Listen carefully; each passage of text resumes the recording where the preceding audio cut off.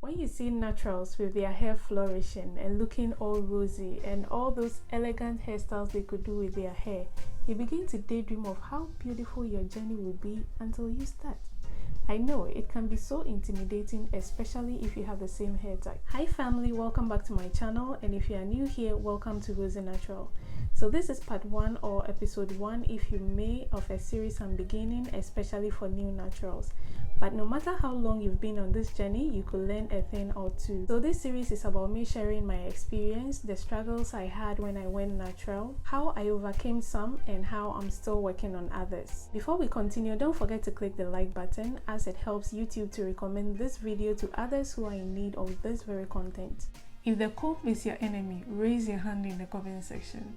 This was one of my challenges. Natural hair is not meant to be handled dry, and if it is, there is pain, there is frustration, there is hair breakage, to say the least. If the hair is not already soft from a stretch, maybe threading or banding, then it's not meant to be combed altogether like as if you have short hair. You know what I mean? But rather, it must be combed in sections.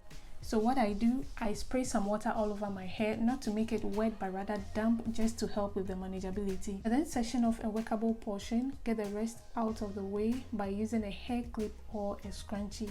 And then I work on that portion. So I spray a little more water if that portion feels a bit dry. Work it into my hair and then follow that with something to seal in the water. Personally, I mostly do water and my shea butter mix. My shea butter mix has shea butter, light oils, flaxseed gel, and some essential oils.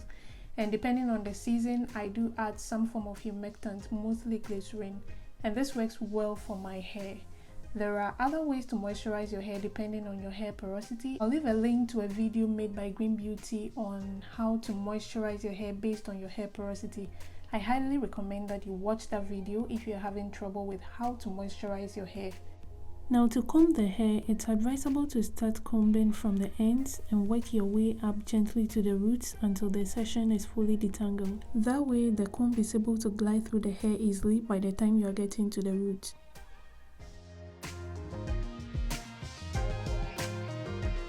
Waking up in the morning with unmanageable hair.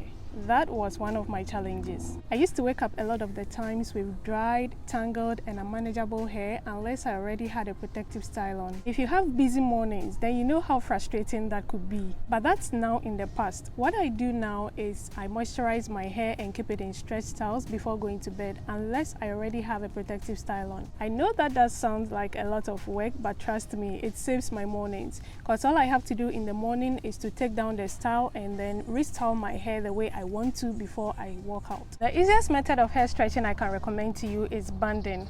So get some scrunches, preferably ones that would not absorb moisture from your hair and end up leaving it dry. So I recommend silk or satin scrunches if you have one. That reminds me of threading. I thread my hair a lot and some of the times I use yarn. But what I've noticed about yarn is that it absorbs moisture from the hair and leaves it dry.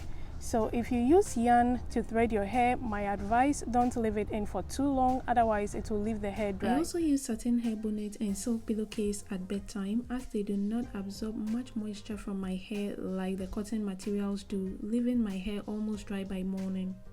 Do you shy away from water because it makes your hair shrink? That was me. My hair and water were frenemies. Like, water made my hair soft and manageable, but it left me with the shrinkage I didn't want. What I did, I embraced shrinkage. Shrinkage is a part of natural hair. Once the hair is well hydrated, it shrinks, and it's a sign of healthy hair. There are styles for shrinking natural hair, and if I'm unable to stretch my hair, I still style it anyway. The only problem I find though is the detangling I have to do afterwards if I style my hair in its shrinking state. So oftentimes I wear my hair in stretched styles. I hope this episode was helpful. Let me know in the comment section what you'd like me to share my experience on in the upcoming ones. I'll see you again in my next video. Thanks for watching.